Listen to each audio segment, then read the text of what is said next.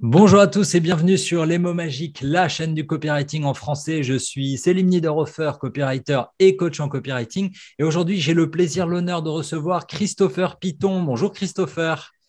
Salut Céline, comment vas-tu? C'est un plaisir Écoute, d'échanger avec toi aujourd'hui. franchement, ça va très très bien. Alors, Christopher, si vous n'avez pas encore vu son best-seller partout, vous avez vu cette couverture, forcément, elle est complètement folle. Le gars qui monte, qui monte. Comment est-ce qu'il monte? Il monte parce qu'il a entrepris la conquête de LinkedIn. Je vous lis le sous-titre, il est ultra balèze. 10 étapes normales, nombre magique, pour déployer votre stratégie marketing, très très fort, stratégie marketing, bâtir une réputation forte. On a tous envie d'avoir une réputation Hmm. forte et générer des prospects. Eh oui, on est tous là pour se vendre. Vous êtes rédacteur, vous êtes copywriter, vous voulez vous vendre. Je vous le dis tout de suite, je risque de le répéter pendant l'interview. Procurez-vous vraiment, lisez-le, parce que à la conquête de LinkedIn, en fait, ça fait très longtemps. Alors, juste, je vous le montre, hein, c'est pas juste de la vente pour vous dire ouais, Hmm. j'adore Christopher Piton. Non, non, je vous explique. J'ai lu le bouquin, je l'ai explosé, mais très très vite. Et surtout, c'est très très très très rare que je prenne autant de notes dans un bouquin. Parce que tout simplement, il est ultra, ultra riche. Alors, ultra concret avec vraiment parcours idéal de comment on obtient la confiance d'un inconnu sur LinkedIn, avec des exemples vraiment de pitch, comment on fait. Le passage qui m'a tué vraiment, où je me suis dit, je suis une grosse, grosse bouse, pour le dire gentiment, sur LinkedIn. Attends, je vais retrouver les pages avec les bannières. Il y a de vrais exemples, c'est très, très, très concret. J'ai envoyé des pages en Hmm. photo à mon graphiste, histoire qu'il me prépare quelque chose. Non, mais tu vois, et c'est ce que j'aime vraiment dans un bouquin de business, c'est un truc qui soit actionnable. Attends, je vais les retrouver parce que je les ai refeuilletés juste avant le début de l'interview. Bon, anyway, vous les retrouverez. Il y a c'est surligné dans tous les sens, publié quand vous êtes disponible, la méthode VCP. On va parler de beaucoup de choses aujourd'hui pendant cette interview.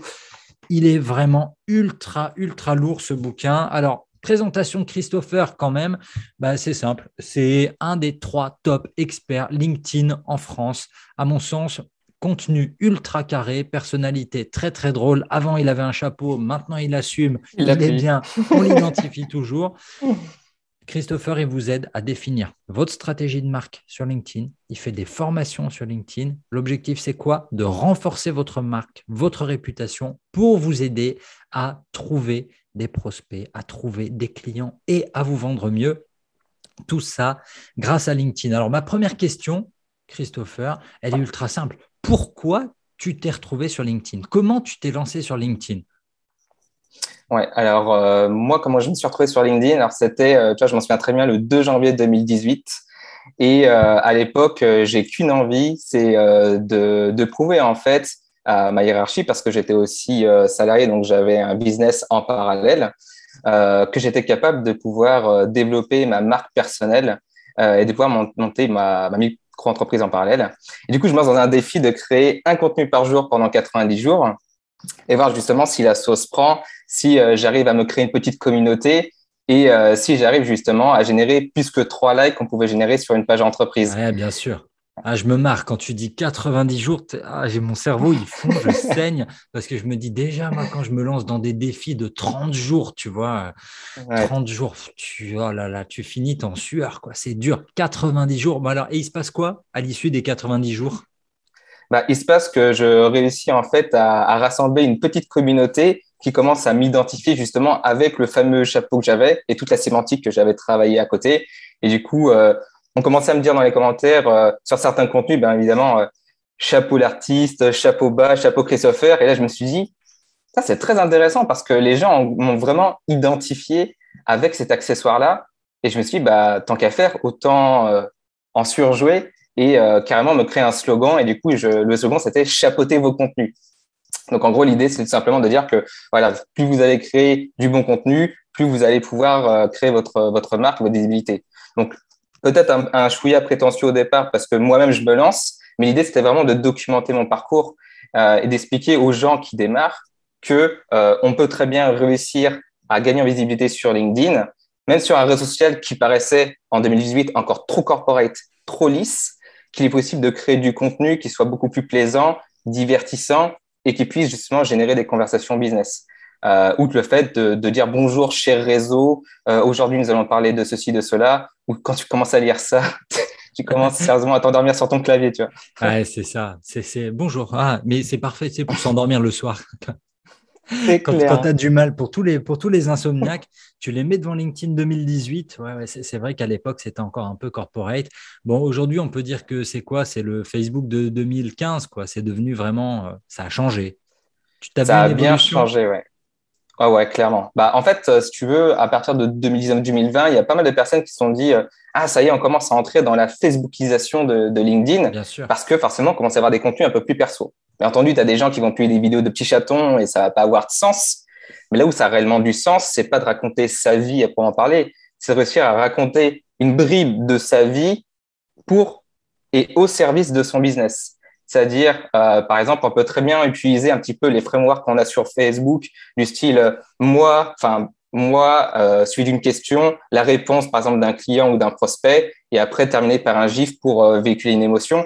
C'est des choses qui fonctionnent bien parce que c'est utilisé avec les codes de LinkedIn. C'est comment s'approprier finalement les codes d'autres réseaux sociaux, soit Facebook ou Instagram, pour les approprier à LinkedIn, et même maintenant des codes de TikTok sur LinkedIn, parce que les nouvelles générations finalement, vont arriver sur LinkedIn aussi pour trouver du travail, pour communiquer, etc. Et forcément, ils vont arriver avec leur propre code. Et là, tu as des gens qui critiquaient Facebook et tu as des gens qui vont dire, ça y Mais est, bien sûr. maintenant, LinkedIn se TikTokise. Ah non, mais c'est sûr, c'est sûr, c'est sûr. Et là, c'est là que je me dis, je suis vraiment trop vieux et il va falloir effectivement des coachs en hybridation pour comprendre ces jeunes qui vont débarquer avec des codes TikTok sur LinkedIn. Ça va être vraiment, vraiment très drôle. Alors, j'ai une question à te poser et que se posent peut-être les copywriters et rédacteurs qui regardent ton interview. Pourquoi est-ce qu'ils doivent investir sur LinkedIn? Est-ce que c'est Ouais. important? Est-ce qu'on ne peut pas se contenter simplement d'avoir un profil sur Malte? Pourquoi toi tu dis Mhm. que LinkedIn c'est super important? Ouais, alors, je dirais même que la question, c'est pourquoi est-ce que LinkedIn est une bonne opportunité pour moi? En gros, c'est vraiment la question à se poser. Tout simplement parce que, certes, sur Mac, tu peux très bien trouver des clients parce que c'est un outil qui est vraiment fait sur lequel tu as un profil, etc. Et on va dire le TJM que tu peux avoir sur tes prestations. Sur LinkedIn, tu vas vraiment créer ton identité, tu vas vraiment créer ton image de marque. Et les gens vont plus non plus te choisir que pour tes compétences. Ils vont te choisir pour tes compétences, mais ils vont également te choisir pour ta personnalité et pour tes valeurs. Deux éléments qui ne sont pas présents sur Malte parce que tu es vraiment là que pour trouver une prestation.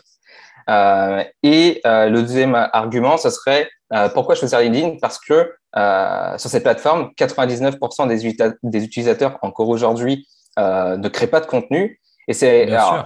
c'est un peu, tu vois, la fameuse règle des 1%. Ouais, toujours. 1% des utilisateurs créent du contenu, ils sont très actifs, 9% vont interagir et 90 personnes font partie de cette majorité silencieuse et finalement vont juste consommer du contenu.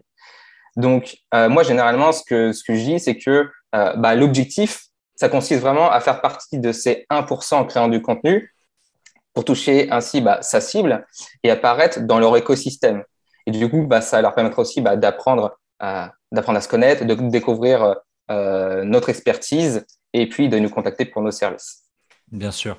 Alors, c'est très, très, très instructif ce que tu dis sur la partie, donc les 90% silencieux, les 9% de commentateurs et le Mm. pourcent de créateurs. Mais nous, c'est vrai qu'on est dans un domaine où on a l'impression que tout le monde publie. On est copywriter, on C'est est ça. rédacteur. Donc, autour de nous, tous nos concurrents, tous nos confrères, toutes nos Dis, consoeurs, ouais. tout le monde publie. Donc, on n'a pas cette impression de majorité Ouais. silencieuse. On ne voit pas vraiment ça.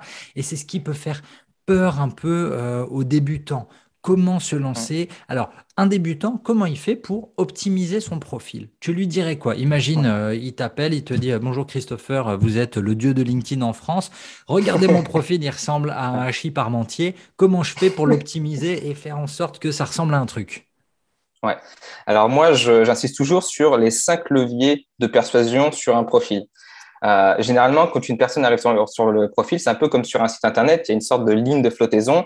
Et ce qu'on voit réellement en premier sur l'écran, c'est la photo, Bien la sûr. bannière, le type de profil, les services qu'on propose et le début de la rubrique info, donc la biographie. Généralement, il y a beaucoup de personnes qui se disent, moi, j'ai pas besoin d'utiliser une photo. Les gens vont pas me choisir pour mon physique, mais ils vont me choisir pour mes compétences. Sérieux, Sauf t'as que, vraiment des gens qui te disent ça? Tu as vraiment des Ouais, gens c'est qui... ça. Parce J'ai que je encore des t'avoue personnes que... qui me disent Ah ça. ouais. Ouais. Moi, chaque fois que je suis sur LinkedIn, je t'avoue que je vois très peu de pas de photos. Moi, j'ai l'impression que dans mon réseau, Ouais. ou alors j'ai que des gens qui ont déjà optimisé ça en se disant, ouais, non, c'est important d'être là, c'est important d'avoir une photo. Donc ça existe encore, des gens sans photo. Ouais, tout à fait. Parce que moi, ma cible, elle n'est pas constituée justement de confrères et de consoeurs, elle est vraiment constituée de personnes qui sont experts dans leur domaine. Ça peut être une expertise ultra nichée, mais cette personne-là, elle est absolument pas reconnue sur LinkedIn, elle est reconnue juste dans son écosystème. Ouais, bien Ce qui sûr. fait que son objectif, c'est se dire comment moi je peux mettre en avant mon expertise, sachant que je n'ai pas les compétences d'écriture, les compétences pour pouvoir bien communiquer et pas tomber dans la surpromotion et la surexagération de mes offres, etc. Donc, l'idée, c'est de se dire que finalement, la photo, c'est vraiment là où on va faire une bonne première impression. Donc après, il y a tout un tas de Dans techniques, ton mais si je pouvais bouquin, juste c'est génial. Ouais, partager ouais, une ouais. astuce, ouais, c'est ça.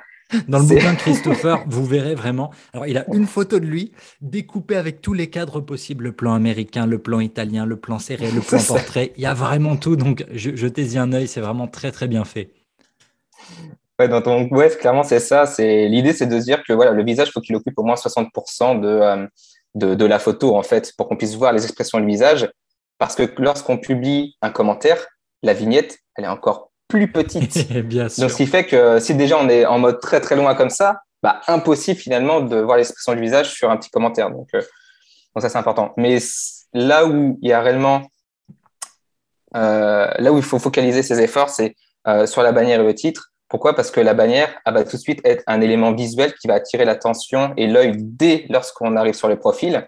Et c'est là où il est important de véhiculer le bon message et pourquoi pas la promesse que l'on propose à nos clients pour qu'ils sachent tout de suite ce qu'on est capable de leur proposer et ce qu'ils vont y gagner, entre guillemets, en bossant avec nous. Ouais, bien sûr. Donc, ça, Euh, c'est OK. On commence photo, puis bannière directement. Donc, on est vraiment même optimisation que sur les autres réseaux sociaux que Facebook où ouais, tu as photo, bannière, Twitter, pareil. OK. D'accord. pareil. Une fois qu'on a fait ça, La chose qui va différencier des autres réseaux sociaux, ça va être le titre de profil.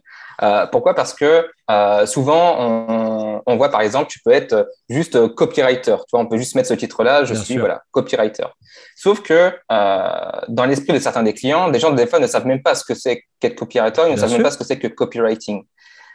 L'idée, c'est de se dire, OK, finalement, comment moi je peux, euh, en quelques mots, réussir à expliquer ce que je fais de manière claire et expliquer qu'est-ce que je peux réellement apporter à mes prospects. Donc, généralement, moi, je construis en fait ce titre-là en trois étapes. La première, c'est d'indiquer le métier. Donc, ça peut être copywriter. Donc là, voilà, c'est le nom du métier. Ensuite, d'expliquer ce qu'on peut apporter, donc le bénéfice. Donc, généralement, ça peut être une accroche du style, j'aide qui à faire quoi et comment. Donc, ça peut être, par exemple, j'aide moi les indépendants à développer leur activité sur LinkedIn grâce à une stratégie de contenu. Donc, bien Ça, c'est entendu, la ça, c'est des fameuse. phrases classiques. Ouais, ça, c'est la fameuse formule de John Carlton. Mais ça marche bien. Ouais, C'est un exercice qu'on donne tous à faire c'est ça. quand on a des clients. OK, vous faites quoi? Pour qui? Vous le faites comment? Donc, ça, vraiment, Ouais. tu recommandes vraiment d'utiliser ça parce qu'on est sûr de ne pas se planter.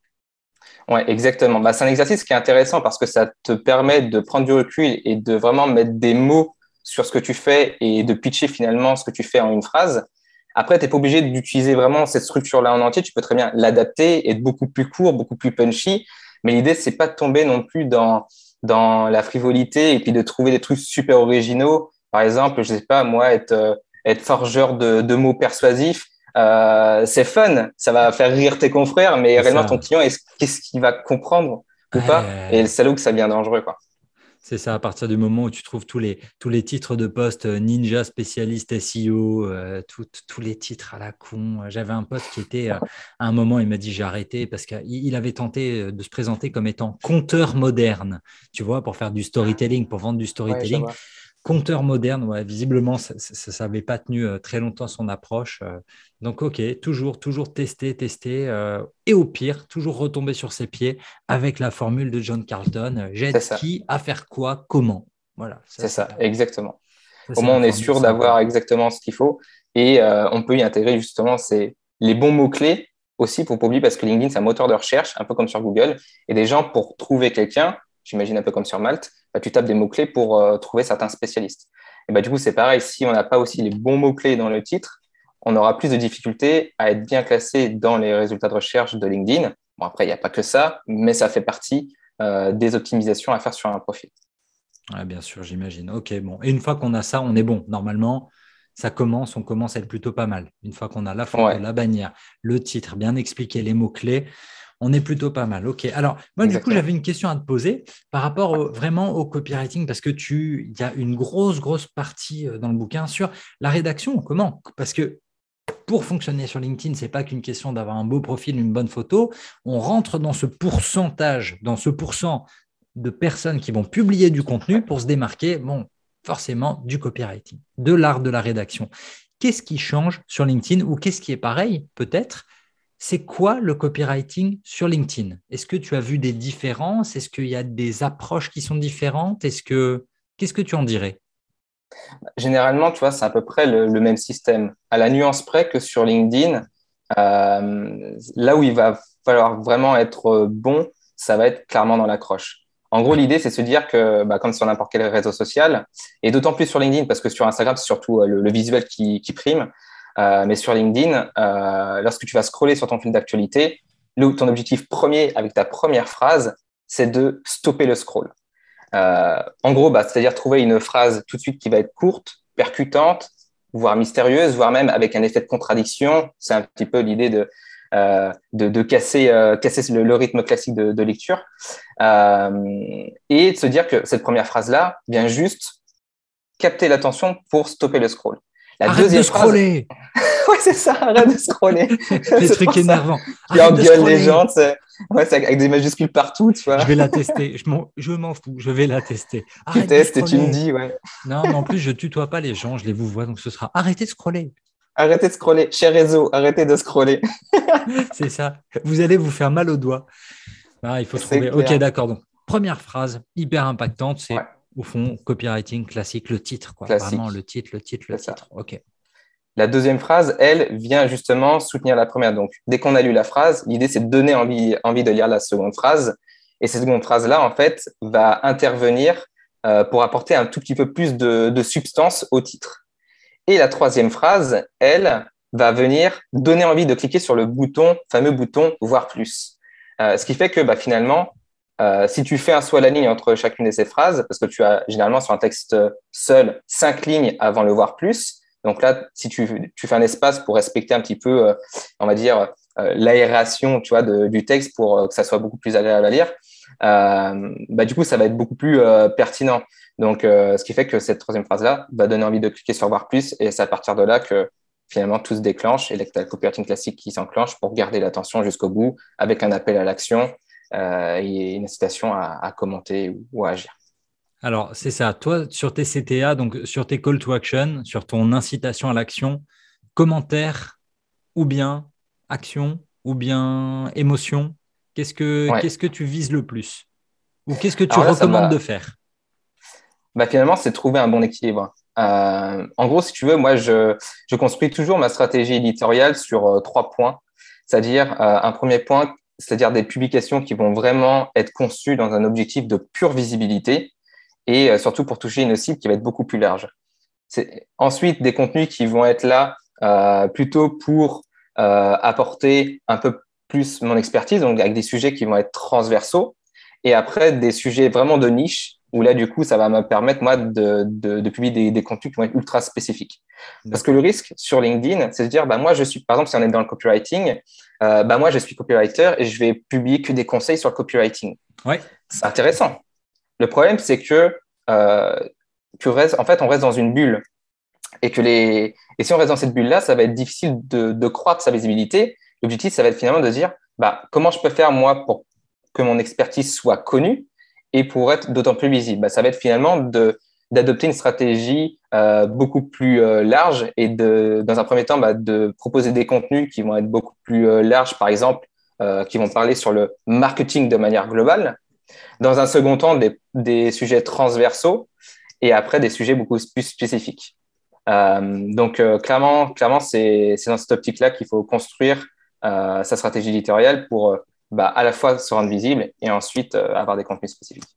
Est-ce que c'est ça? Est-ce que c'est la méthode VCP? C'est un Ouais, c'est peu, ça, ouais. voilà, Ouais, c'est ça. Ouais. c'est ce que je me disais. Et c'est vrai que c'est suivez la méthodologie, vraiment, suivez les posts. Christopher décrit parfois vraiment son framework, hein, étape par étape, comment il écrit un post. Et vous allez voir, ça peut occasionner vraiment beaucoup, beaucoup, beaucoup de réactions. J'ai testé l'autre jour pour m'amuser un peu. En gros, LinkedIn, voilà, je ne suis pas assidu du tout, tu vois. C'est pas Hmm. encore aujourd'hui mon point de recrutement essentiel. Je suis plutôt YouTube, j'aime bien YouTube, c'est cool, on s'amuse bien, j'aime bien la vidéo. Mais c'est Ouais. vrai que quand tu es copywriter, bon, autant aller sur LinkedIn parce que c'est de l'écriture. Donc, non, non, testez-le. Vraiment, je vous incite à lire ce bouquin. Et moi, j'ai trouvé surtout la troisième partie du livre était folle. Là, on rentrait vraiment dans le spécifique sur l'écriture. Ouais. C'était vraiment, vraiment, vraiment canon. Euh, alors, un débutant qui nous regarde, tu lui dis quoi? Tu lui dis quoi par rapport à LinkedIn? Tu lui dis quoi par rapport au copywriting? Il doit faire quoi ou quelle erreur doit-il éviter? Les trucs que tu Ouais. vois et où tes yeux ils saignent tellement c'est horrible. C'est clair. Bah, c'est de pas du tout soigner son accroche. Moi, le conseil principal, c'est de passer 80% de son temps à retravailler son accroche, parce que c'est ça qui va être déterminant en fait sur LinkedIn, d'autant plus que l'intensité concurrentielle parmi les créateurs de contenu est de plus en plus forte. Donc vraiment de soigner cette accroche-là. Donc soigner son entrée et soigner sa sortie. Parce que tu as beaucoup de créateurs de contenu qui vont avoir une belle accroche, mais qui vont bâcler la sortie et finalement avoir moins d'engagement. Et ce qui est un C'est peu ça, dommage, en c'est fait. C'est dommage. vraiment dommage. Ouais. C'est vraiment pareil que sur une page de vente. Tu as eu un pur titre, tu as réussi vraiment à garder l'intérêt de ton lecteur et tout. Désir qui est là à fond, il veut le produit et puis à la fin, ton call to action, il est bâclé, genre si vous voulez, alors n'hésitez pas. Non, vas-y, C'est clair. gros Non, il faut que ce soit bouton, clair, direct. cliquez, Ouais, ouais, c'est ça. achetez. Bien sûr. Non, non, et oui, c'est vrai que du coup, ok, alors comment tu fais un bon call to action? Il y a des petits tips pour écrire Bah, une bonne fin de post sur LinkedIn? ça va vraiment dépendre du sujet, mais typiquement, si c'est un sujet qui est vraiment lié à la visibilité, clairement, ça va être de rebondir sur, bah, du coup, son accroche de départ. Si par exemple, on dit trois astuces pour, je sais pas moi, écrire des accroches parfaites sur LinkedIn, ça serait de terminer pour dire, par exemple, est-ce que vous avez une quatrième astuce à partager? Donc, en gros, tu fais le lien avec ton accroche et les gens bah, vont être curieux, vont tester, tes confrères vont commenter. Et ce qui est intéressant, c'est se dire que sur LinkedIn, ton objectif, c'est pas de vendre directement sur LinkedIn, parce que les gens qui t'achètent, les gens qui te contactent, ce ne sont pas ceux qui vont venir commenter et liker. Ce sont ceux qui font partie de la majorité silencieuse. Bien Donc, sûr. l'intérêt, c'est de faire interagir et réagir tes confrères qui, eux, vont avoir un beau réseau, qui vont avoir un réseau similaire au tien, et du coup, leur audience vont voir ta publication. Et du coup, c'est comme ça aussi que tu arrives à te rendre visible et à démontrer ton expertise et augmenter ta jauge de crédibilité. C'est ça. Ah, j'aime bien cette notion de jauge. Tu sais, c'est toujours les jeux vidéo. C'est toujours, voilà. On essaie, non, mais vraiment, C'est on vrai? essaie de Ouais, pousser tous les curseurs. Expérience, ok, c'est bon. Crédibilité, ok. Confiance en soi, technique. Et c'est le but du jeu. Et c'est vrai que LinkedIn permet vraiment, je pense, de monter cette jauge de crédibilité parce que, voilà, plus tu es suivi, plus tu es commenté. Plus ça doit t'apporter du business. Et alors, ce qui est très intéressant que tu viens de dire, c'est qu'effectivement, les gens qui te contactent, les gens qui vont vous contacter, c'est souvent des personnes qui font partie de la majorité silencieuse. Ce n'est pas les gens ouais. qui commentent. Les gens qui commentent, ils sont dans le même game que vous. Ils sont là pour être vus, pour être visibles, pour faire croître leur communauté, leur crédibilité. Ça, tu l'as vu dans tes propres posts, tu l'as vu dans Clairement. tes demandes de formation. Ouais, ce sont des gens qui commentaient pas trop. Bah, pour moi et puis même pour mes clients. C'est-à-dire que tu as beau en fait essayer de faire des posts qui vont être surpromotionnels, ça va pas marcher pour les simples et bonnes raisons que les gens ils sont pas venus pour ça en fait. Et c'est Ouais, ça bien qui est sûr. difficile, c'est se dire bah, comment je fais pour vendre si je peux pas parler de mes offres. Euh, c'est finalement un petit peu l'équilibre à trouver et Ouais. c'est vraiment de la subtilité en fait.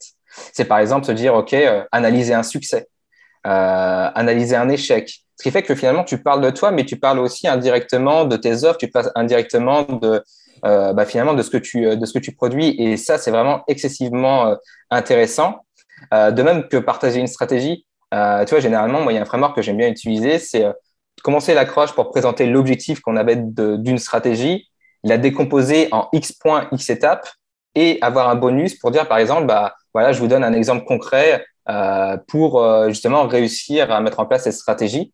Et là, à la rigueur, tu peux avoir un appel à l'action vers un lien produit. Mais ce qui fait que Ouais, tu bien vas sûr. apporter de la valeur avant même de promouvoir ce que tu offres.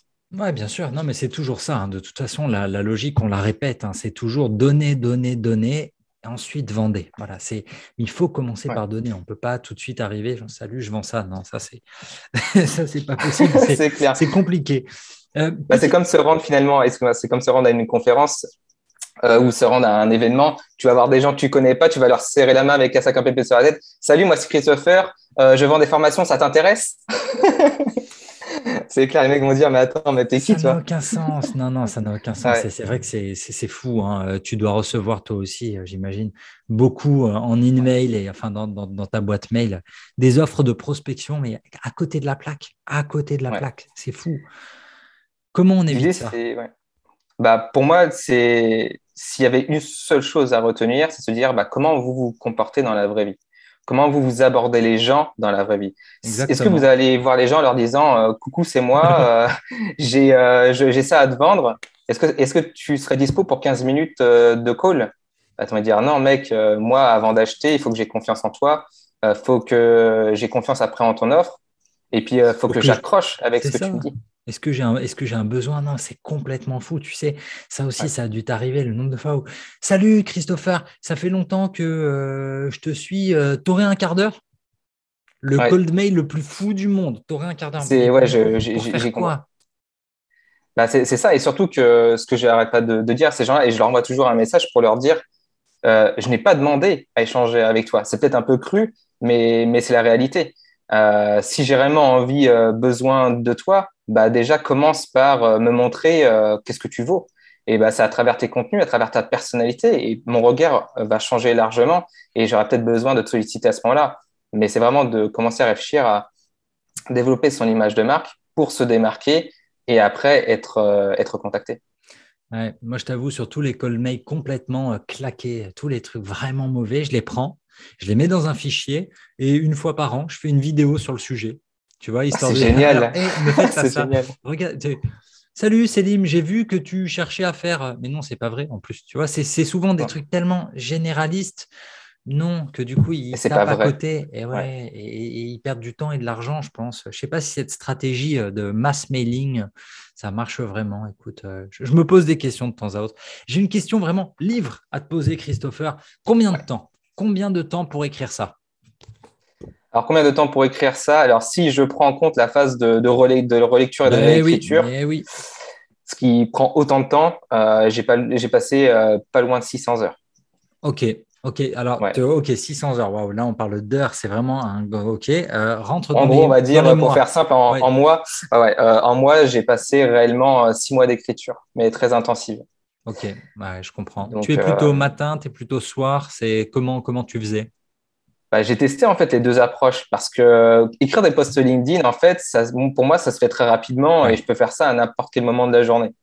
Par contre, écrire un livre chaque jour pendant plusieurs semaines en gardant de l'énergie et tu te dis, bah ouais, c'est super. Moi, je vais regarder des vidéos de mecs qui ont écrit des bouquins, savoir un petit peu comment ils s'organisent et un peu voir ce qu'il avait aussi Stanislas Leloup qui a écrit Votre empire dans un sac à dos. Il disait que voilà, lui, il arrivait à écrire 2000 mots, 2000 mots par jour. Je me suis dit, bon, je suis pas un stan non plus, j'ai pas la même cadence. Je pense que 1000 mots par jour, ça va le faire. Et puis, en 2 mois, le livre est écrit, quoi. Bah, la première semaine, je suis 1000 mots. La deuxième semaine, non, c'est pas possible. Là, Ça j'ai compris commence, ouais. que en one shot, ça le fait, mais sur le long terme, c'est pas possible. Faut garder l'énergie, faut. T'as des hauts et des bas émotionnels. Il y a des moments où tu te dis pourquoi je me suis lancé dans ce projet. Putain, j'ai envie d'arrêter. Et t'as la petite flamme qui te dit ouais, mais finalement, repense à pourquoi tu t'es lancé dans ce projet. Et là, finalement, tu te raccroches et tu repars requinqué et tu apprends un petit peu plus à mieux gérer ton temps et ta charge émotionnelle pour avancer de jour en jour. Canon. En tout cas, écoute, ben, bravo pour ces 600 heures parce que le résultat, il est vraiment. Enfin, moi, je trouve ça vraiment, vraiment fou. Canon, canon. Dernier point, les recommandations. Est-ce que tu aurais 3 livres à recommander à ceux qui veulent progresser, mieux se vendre, que ce soit copywriting, que ce soit marketing, ce que tu veux? 3 bouquins que tu Hmm. recommanderais. Tu es dans un avion avec quelqu'un ou dans un ascenseur bloqué pendant. Non, dans un ascenseur, ça n'a aucun sens. Est-ce que tu as 3 heures ou 4 heures dans l'ascenseur? C'est ça C'est la ça, question. à lire avec moi comme ça. Ouais. Non, Ouais. des bouquins qui t'ont marqué professionnellement, qui t'ont aidé à progresser? Ouais, alors il y a tout de suite plutôt deux bouquins qui me viennent à l'esprit. Le premier, c'est celui d'Alexis Minkela, qui est très très bon. Oh, Euh, tu vas m'obliger à me pencher et aller le chercher. ah non, attention au labago. Ouais, c'est ça. Il est sous la pile. Il est sous la pile. Donc, ouais. Freelance, l'aventure dont vous L'aventure êtes dont le vous êtes héros. le héros. Effectivement, on a reçu Vraiment Alexis très très bon. ici. Ouais, très fort, très très fort sur tout ce qui est freelance. C'est son domaine. C'est lui. Il est identifié là-dessus. Donc, effectivement, je vous remettrai le lien de l'interview d'Alexis aussi. Mais oui, oui, très très bon. Franchement, le bouquin est très très bon et surtout bien bien construit étape par étape avec des schémas, des visuels, etc. Donc, et ce qui était hyper intéressant et c'est aussi en partie grâce à lui que j'ai réussi à bien retravailler sur la phase de relecture parce que il avait créé une communauté de bêta lecteurs. Enfin, lui-même de bêta tout simplement parce que ces personnes l'ont aidé dans sa phase d'écriture. Que moi, j'ai écrit mon bouquin 80% en mode ermite et Ouais. c'est quand j'ai vu son mail passer, je me suis dit, mais c'est pas con. Comment moi je peux savoir si mon livre va plaire finalement? Bah, c'est un petit peu adopter la même stratégie que quand tu veux tester finalement une idée de produit sur ton marché. Tu construis une communauté dans une phase de lancement pour avoir des feedbacks, etc. Et du coup, bah, c'est ce que j'ai fait. Et si je l'avais pas fait, je pense que le livre n'aurait pas eu la même saveur et n'aurait pas été aussi pertinent, surtout les deux premiers chapitres que j'ai réécrits 3 fois. Ouais, c'est ce que j'allais te Euh, demander. Il y a eu beaucoup de retours. Du coup, tu as pris en compte beaucoup les retours. Ah ouais, largement. Surtout que moi, j'ai eu plus de 50 personnes qui se sont lancées dans cette aventure-là avec moi, dont vraiment 34 personnes actives. Après, tu as toujours des curieux hein, Bien sûr. dans la liste. Mais du coup, sur les deux premiers chapitres, j'ai eu plus de 800 commentaires. Donc là, c'est intense. Waouh, Et c'est où waouh, tu te waouh, dis, waouh. OK, là, faut faire attention. Parce que ça, je me suis dit, est-ce que je prends tous les commentaires ou pas? Si oui, bah, finalement, je vais perdre de vue ma vision et ça va dénaturer finalement tout ce que je vais écrire, ma patte, mon style et ce que je veux vraiment euh, proposer dans le livre. Ouais. Donc, en fait, je prenais vraiment plus au sérieux les commentaires sur les ressentis, mais pas forcément sur les conseils qu'on me donnait. Donc, en gros, dès qu'on me disait, ah, j'ai pas aimé, ah, j'ai adoré, etc., ce feedback-là, je le prenais. Les autres vont me dire, ah, tu devrais plutôt faire ceci, tu devrais plutôt faire cela. Là, du coup, je prenais un gros recul pour pas que Ouais. ça dénature ma vision et vraiment le message que je voulais véhiculer dans le bouquin. Canon. Canon, canon. Ouais, ouais, ça c'est OK. Ouais, moi, j'ai tendance à bosser tout seul, mais c'est une approche que je me verrais bien tester pour le bouquin prochain. OK, d'accord. Donc, Ouais, allez, franchement, je te, Alexis, je te recommande. Ouais. Et premier d'autant plus livre et le pourquoi pas. Ouais, deuxième. Vas-y, dis-moi, ouais. dis-moi, dis-moi. Et d'autant plus pourquoi parce que quand tu as cette communauté-là, bah, finalement, ce sont les premiers ambassadeurs de ton livre Bien et ce sont sûr. les premières personnes qui vont encore plus parler de ton bouquin lors de la phase de lancement. Donc, ça te donne aussi un appui aussi monstrueux de visibilité sur ce produit. Mhm. Deuxième bouquin qui m'a vraiment marqué, c'est celui de Sonia Valente, pareil, qui a écrit chez Erol. Euh, et du coup, son livre, c'est comment trouver sa place quand on ne rentre dans aucune case. Et c'est vraiment lié aux personnes qui sont multipotentielles. Alors moi, je ne le suis pas, mais j'ai côtoyé pas mal de personnes qui sont dans ces cadres-là et des clients, en fait, qui finalement avaient un tas d'activités, des tas de projets et qui ont beaucoup de difficultés finalement à se recentrer. Et du coup, bah, moi, c'est les accompagner sur la ligne pour dire, bah, sur la ligne, tu peux pas parler de tout et de rien parce que finalement, bah, tu vas t'adresser à ces personnes et ça va créer de la confusion. C'est ça. Donc, bah, son livre, finalement, m'a aidé à comprendre encore plus ces personnes-là pour encore mieux les guider sur LinkedIn. Canon, canon, canon. Tu vois, mais pour le coup, celui-là, j'aurais dû le lire parce que c'est vrai que il y a des. Alors, pour ceux qui ne le savent pas encore, donc j'ai été community manager de Patrick Bruel pendant des années, en même temps que j'étais coach en séduction et j'étais déjà copywriter freelance, plus blogueur et j'étais prof en même temps. Donc, tout ce que tu racontes là, c'est vraiment le bordel pour identifier toutes ces Ouais. casquettes. C'est super dur. Et c'est vrai que en termes de marketing, après, comment tu te vends, les gens ne savent plus. Tu vois, encore aujourd'hui, je reçois des messages de potes que j'ai pas vus depuis 2015-2016. Salut Céline, tiens, une offre pour du community management. Mais c'est pas ce que je fais, tu vois, c'est Ouais, je plus ce fais que plus je fais, ça, ouais. mais parce que dans leur tête, c'était identifié comme ça. Et c'est Ouais. très, très dur. Et c'est pour ça que je pense que ton bouquin, il est très, très fort parce que on est vraiment là. Tu vois, c'est la limite entre. On est dans le personal branding et pas dans le personal branding où vraiment on est là Branding, pour se ouais, la ouais. raconter de fou. Non, non, c'est très, très bien fait. Tu aides tes clients à vraiment devenir visibles, s'identifier, construire une marque forte. Et puis surtout, moi, je te dis, j'ai été bluffé par toute la quantité de conseils en copywriting. Tu vois, je ne m'attendais pas à Mhm. en trouver autant, en fait.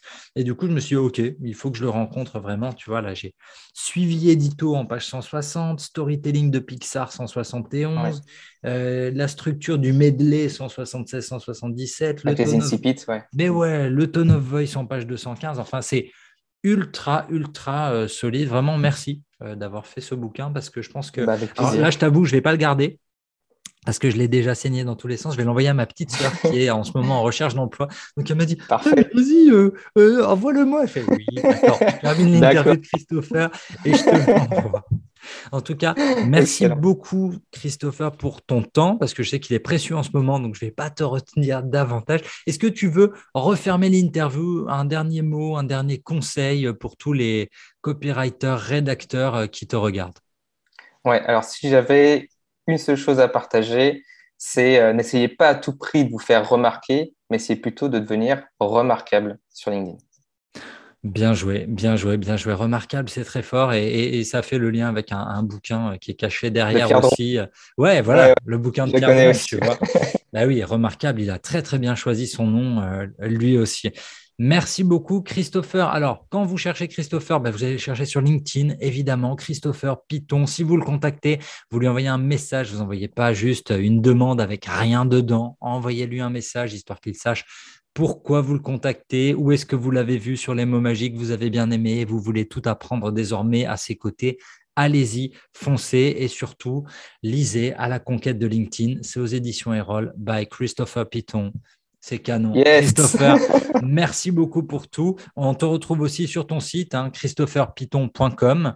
Et quant à vous tous, merci beaucoup d'avoir suivi cette interview. Si elle vous a plu, vous lâchez des gros pouces en l'air. Enfin, c'est suffisant, c'est très, très bien. Si vous avez des questions, vous les posez dans les commentaires juste sous la vidéo. Si c'est pour Christopher, il répondra. Si c'est pour moi, je répondrai ou je lui enverrai. Il répond à tout. Il est présent 27 heures sur Carrément. 24. Il est très, très fort. Vous n'oubliez pas non plus de Surhumain. vous abonner à la chaîne Les Mots Magiques pour recevoir vos derniers conseils en copywriting et de récupérer Copywriting Cash pour faire vos premiers euros grâce au pouvoir de vos mots.